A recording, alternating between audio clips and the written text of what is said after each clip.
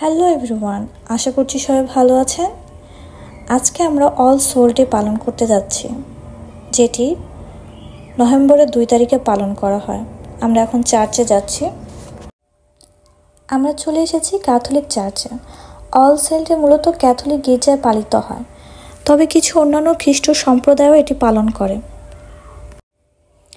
Pray করার শেষে আমরা মোমবাতি ধরালাম।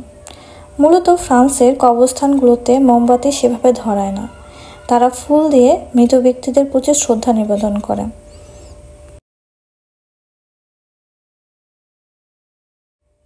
চলে আসলাম ফ্রান্সের কবরস্থানে।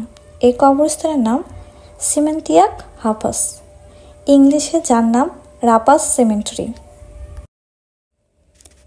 প্রতিটি কবর যেন একটি জীবনের শেষ গল্প।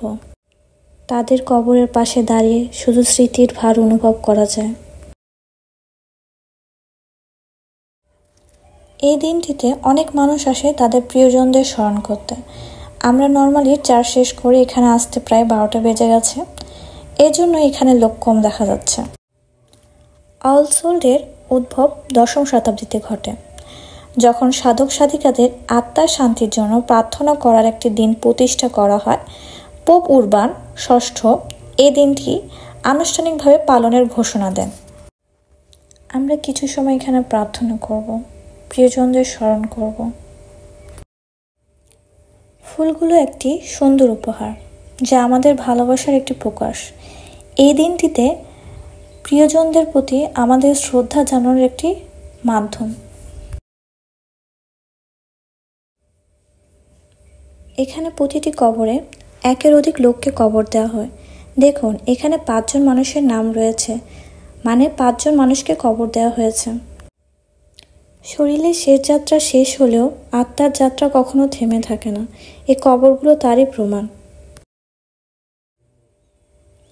এক একটি কবর 2 তলা 3 তলা বাড়ির মতো করে সুন্দর করে বানানো হয়েছে। এখানে রয়েছে 3 তলার কবর।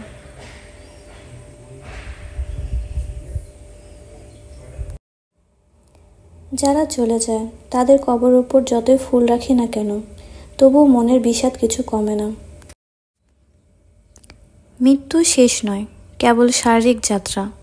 প্রিয়জনের কবরের পাশেও আমাদের হৃদয়ে তাদের অস্তিত্ব অবিরত থাকবে।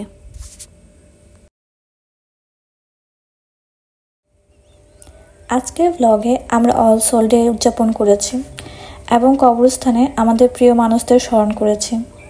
আশা করি আপনিও এই দিনটিতে আপনার প্রিয় মানুষকে